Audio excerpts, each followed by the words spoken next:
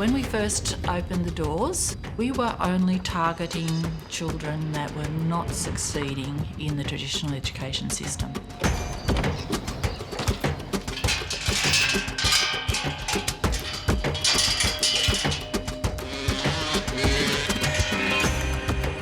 A lot of children, they were not expecting that they were going to have some kind of a miracle happen in their family where somebody was going to get a good education and get a job. That hadn't happened for 3 generations. It wasn't likely to start now. A lot of the people that come to this school have come from a disadvantaged background, you know, like fathers have been in jail, mothers, you know, don't care about them. My family life is very dysfunctional. It's a bit of like unmatched cogs put together in a kind of olden style clock, you know, that goes cuckoo every 6 hours or 7 hours. You never know. Right now, girls, let's go. Class is on, please. We fight to get these young people all to school on any one day. You never know what to expect. He brushes close to the rules.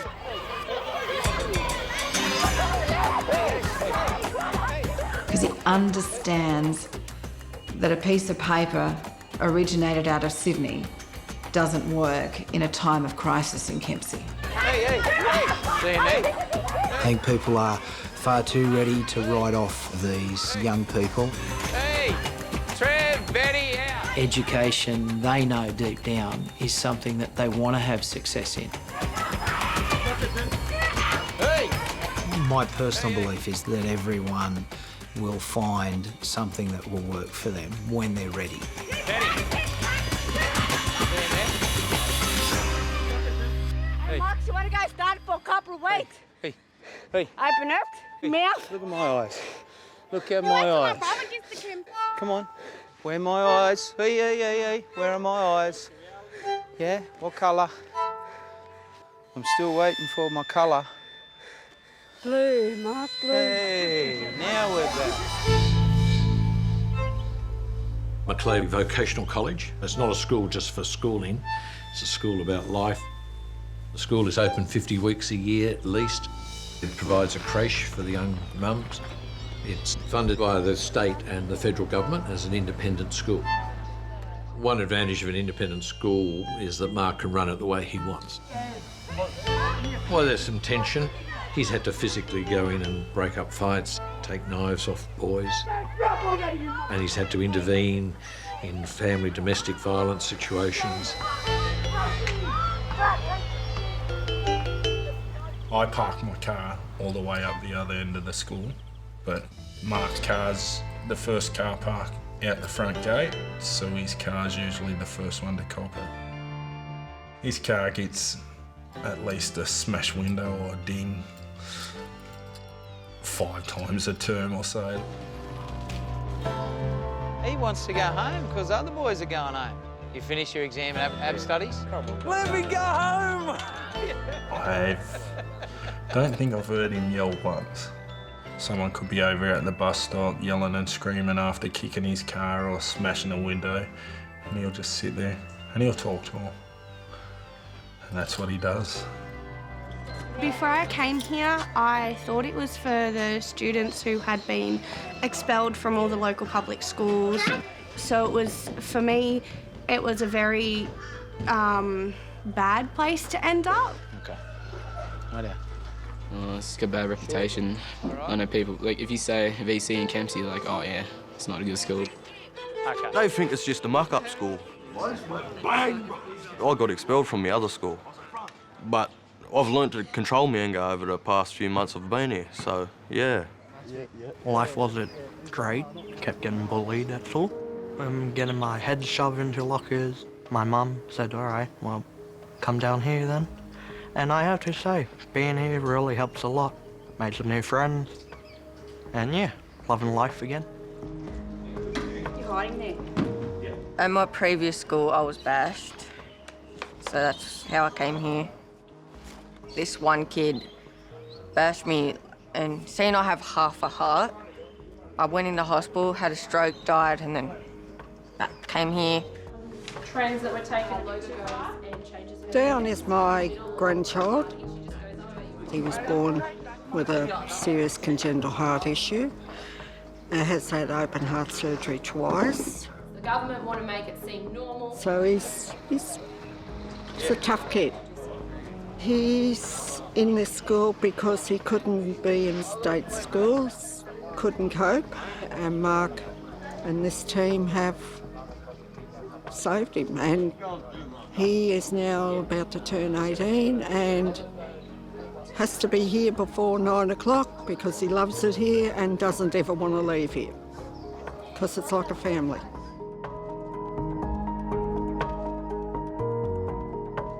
Mark grew up in the bush. His mum and dad were a big part of his life. His father was the local teacher. So Mark followed the footsteps of his dad, and Mark was just brilliant at it. Some people call it being at work. I love it. I love waking up and going to school. And I would say that I have been that way most of the time that I've been a teacher. We moved to Kempsey and our plan was to have a big family, and that didn't work out. But I then started working.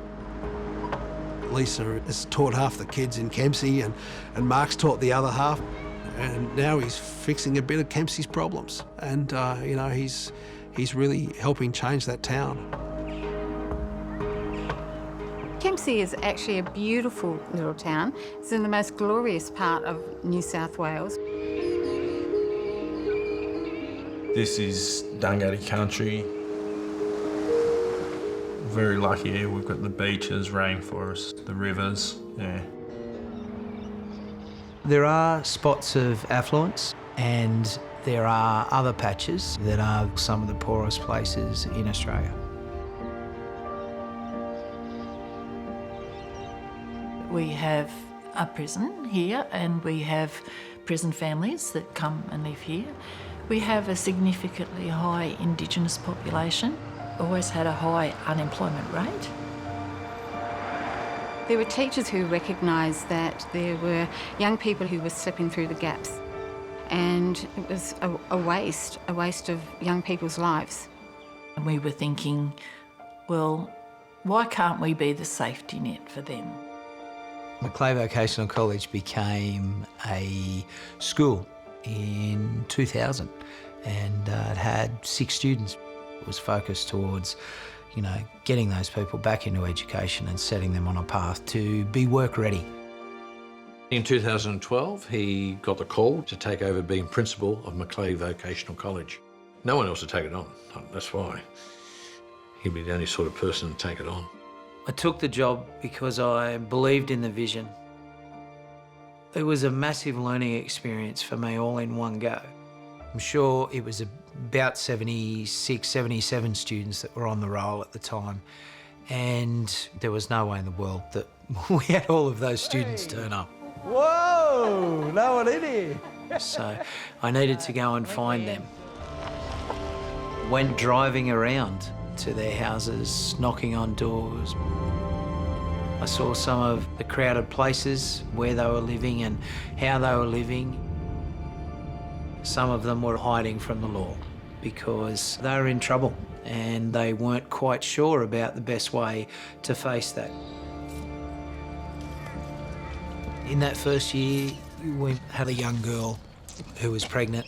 She came to college, and then when she had the baby, she never returned. I was upset, but I was more angry with myself that I hadn't actually paid attention to what she needed. And so we turned our library into a little creche where we could have the mums and the bubs in together and to be able to support these girls to come to get some form of education.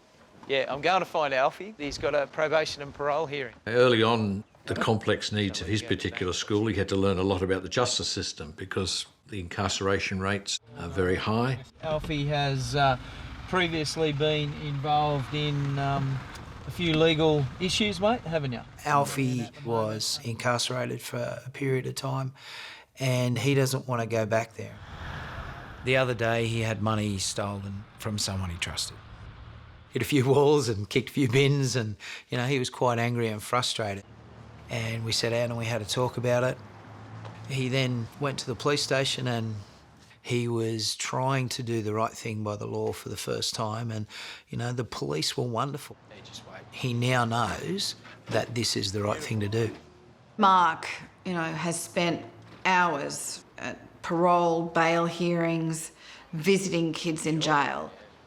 He lets justice do its part. You've done the right thing. You understand? But I know he feeds back and lets the police know that there's another side, there's another story. Yeah? Mark's done nothing but respect me. You can't disrespect him and go wrong by him when he's giving you something that helps you. Mark is different from other principals because, like, he actually listens to the kids' needs and, in my case, takes me to court and does all my court stuff for me. Yeah, I'd been, like, charged for assault and affray and, like, to commit, like, an indictable offence and all that sort of stuff. Like, I had concealed weaponry charges. And my caseworker said to me that there's a school down in Kempsey that's really good for youth, troubled youth like me. Tyler started in February this year. He comes from Barraville, so, you know, Tyler would be making an hour and 20-minute travel each way, you know, maybe an hour and a half. So that's a lot of effort. Tyler is facing a harsh penalty and, you know, possibly some time in a detention centre. Hopefully it won't come to that. So many variables. Yeah, exactly. He's put his hand up to do service to community outside of college. I also had to work with Mission Australia, drug and alcohol services, to help me tackle my addictions and stuff. Hey, Charles. Hey. How are you? Good, mate. Good. Where are we going? Can I just get apple juice, please? Another apple juice? I'll pour it outside for you, mate. Yeah. It's like a way of, you know, redeeming myself for what I've done and, you know, making the bad right. The good thing that's happening in jails now is, you know, I talked about this cure for hepatitis C. Mark's approach is you educate for life, and so he takes on all the issues that these children are coming from their lives. Issues around what happens if you go to jail. They go into jail and we know they're having jail sex with other prisoners.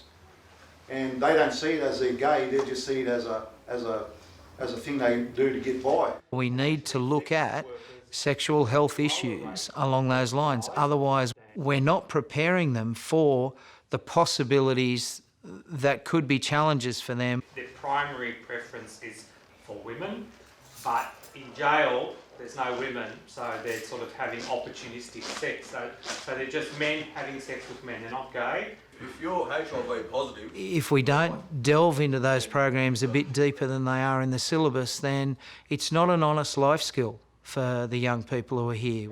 How about a round of applause for Emmanuel? So where's he been staying? I think we've got between 100 and 115 students out VC at the moment. Mark knows their names, know where they live, know their parents. He waits out the front of the gate every morning. Not a kid that gets past without a cuddle or a handshake. Yeah, it's yours. Yeah. Did you give it to Chrissy? Yeah. And just go and ask her. Yeah, all right. Yeah. Well, let's go do that. Just go and ask her. Hey, mate, how you going? Mark, how are you? Good, good. What can I do for you? Brother, we've got a young bloke, all right? Yeah. And he's been through hell and back. Yep. All right. We've had trouble with him at other placements at other schools, from primary school. The VC college in the Kempsey region has been a saving point for a lot of kids within our community. And honestly, he needs your guidance, or he needs someone like you, otherwise he's going to juvie, mate. We really are honestly desperate, Mark. Yeah, and I appreciate but you taking out like, the time. you can bring him down. You ask anybody about Mark, and they'll tell you. He mentors kids. He just doesn't run a school. Mate, he gets into what is going on in their lives.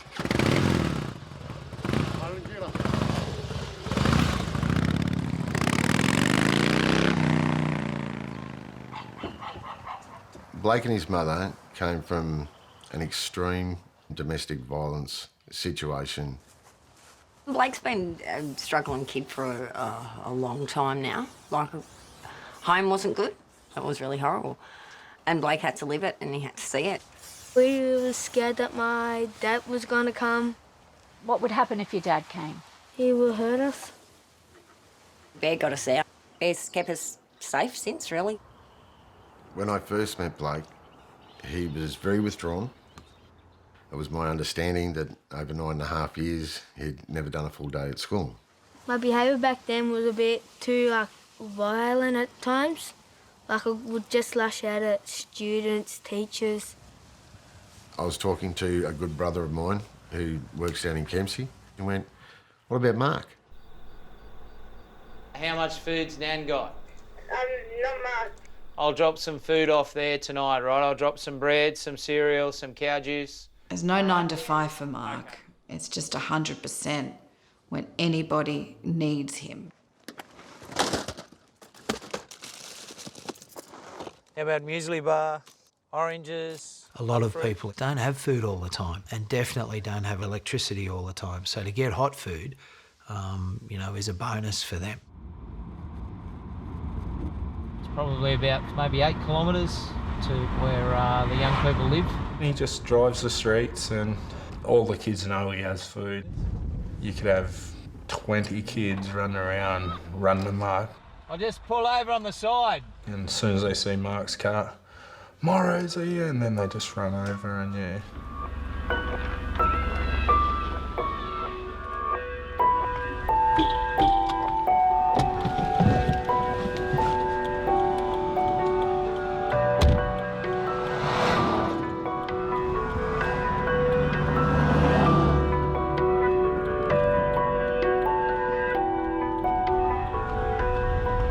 We've found a young bloke who was sort of missing, he was trying to hide from people, and we've got him to come out. Food is a catalyst for conversation, and conversation tells me secrets about what's happening, and they know that those secrets stay as they are. It's not somewhere where I go just for a drive anymore, yeah. Hey mate, how you going? Mark's there every night. You've got to get some salad this time. Salad, Right here. See ya!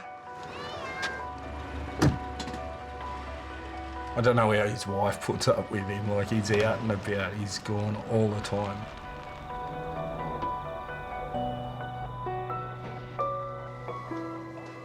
Yes. It does get annoying sometimes, but that's who he is.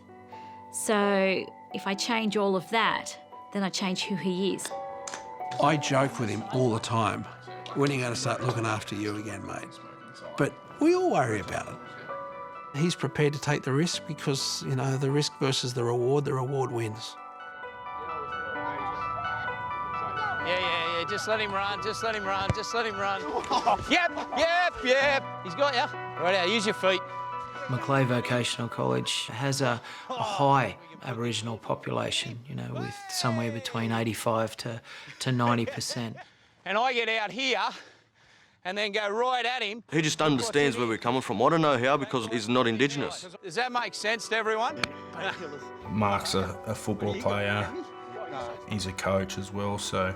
You're joining Old Fellas Club soon. Rugby league's it's like a glue. It brings everyone together. Thanks, boys. Thank you. Oh, I'm old.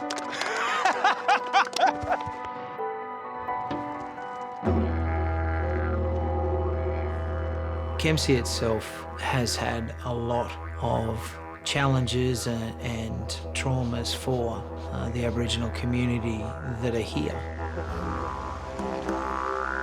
And there is a lot of healing that still needs to go on. A third of my staff are local Aboriginal community members. I'm an aide, but I also run the boys program. We take them out on country. It keeps our community going, it keeps our school going. I'm from the mob beer pie. That was my first time on a excursion, so it was pretty whoa, that's awesome. That's something I've never done, and it makes me think how lucky I am to be here and to put my feet on the ground and call this my home. Where's your mob, Mike? Mike, let's come back. Kempsey. Dungutty. Yes. What about you, Nige? Dungutty, born and bred, brother. This is a place for the kids to come and learn about themselves and to really believe themselves. We walk on the lands our ancestors walked on. That means a lot. Connecting to the country, you feel in every step you take, you feel the spirit through you. As you can see, that's got a sound in it too already. We go and collect the wood on country. We were making spears, but the kids sort of got a bit dangerous with them, so the spears are out the window at the moment. So we've got the clap sticks happening, we've got the boomerangs. See how it's taking the shape? An important part of what the school does is about Aboriginal people having a voice. This is a culture and a language that we should be a part of and know. Catfish, Walla. Magpie. Magpie is Nambo. Biwa, Gawa. We come out here to share the Dunghutti language with all the students. It was outlawed in Annie Gladys's years, and you wasn't allowed to. Dunghutti Gutu, this is Dunghutti. Anything that we see around us, we teach them with the words. Magpie is Nambo.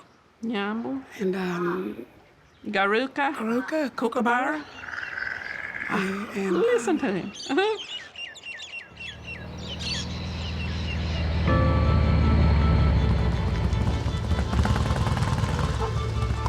This Friday is Blake's first day at the MDC. He's champing at the bit. Good, you remembered. Hey, mate, how are you? He's really excited, and he's never been excited to go to school, ever. Blake, Emily. Hey, Blake. I got one of our ex-students, Emily, to come in and spend some time with Blake on his first visit. I'm one of the first girls in my family to have a HSC. Yeah, it was a really big achievement, and having family there at the time to celebrate that with, it was, yeah, very touching. So is that your favourite subject, Blake? Yeah. I think Blake's on the way today. Yeah. This is his first artworks at a new school. I come back because I like to give support to the kids. I'm currently working full-time now, so my time for that has lessened a lot, but I do what I can still. Maybe another colour and one more colour. Yep. Emily knows how easy it could have been to give up, but she kept at it. And now she's serving as a role model back at the school. I think that's enough. It's done. Your abstract work is complete. Uh-oh. No, he's not done. His creative mind is getting into it. Blake was really comfortable with me, and that's a good sign, you know. And I reckon he'll do good as well. How are you going to complicate the story? What's going to happen? You tell me. They have to undo the baby. Today I have had geography, literacy and visual arts. The teachers were really nice, and they are really friendly here. What was that like? It was actually good, see? Right? Look at that. Oh, yeah. Put my hand straight into the paint. Got some skill. Probably got some on your pants too. It's like two artists unless you have it on your pants. I'm looking forward to come back. Going all right, mate. Do you want some food? We're talking about a kid who didn't go to school for one solid day for 9.5 years, who's now coming back and saying, I want to be an engineer, I can buy a house and I can look after you and Mum. I mean, there's been none of that talk, ever. Hey, see us! We need to do everything we can in schools to be the difference so that they want to go on after school and do something. And sometimes I don't feel that I do the best job possible. Try hard. There's still stuff I need to learn. I know Mark some days says, what difference am I really making? But when you see, you know, the mums at lunchtime sitting around with the babies and their friends supporting each other, that's a really good feel-good moment. Go! Go! Quick, get up there! Go. I try and visit the Mum Centre every day. I can see how lots of people think that life is over for them, but I can see them picking up their dreams again. I'm 19 and I've been here at Kinderbari since September last year. Kinderbari is the traditional Aboriginal word for mum and baby safe place. This is my 1-year-old son Wyatt. Everyone's actually a bit blown away at his developments since being here. things that happen in there are amazing. We've got a speech pathologist who comes in to help the young kids. The children learn how to communicate better. 3! It's like they're teaching me, and I love that because that's what education's about. Knuckles, thank you. 5 years from now, those kids will be at school and they'll be champions within their school. And then when they have children, you know, in 20 years' time from now, their kids won't ever know that it's not cool to go to school. You are. Kiss. Kiss! Mwah. There we go, thank you. It is life-changing for the mums, for the kids. Yeah, it's a very special place.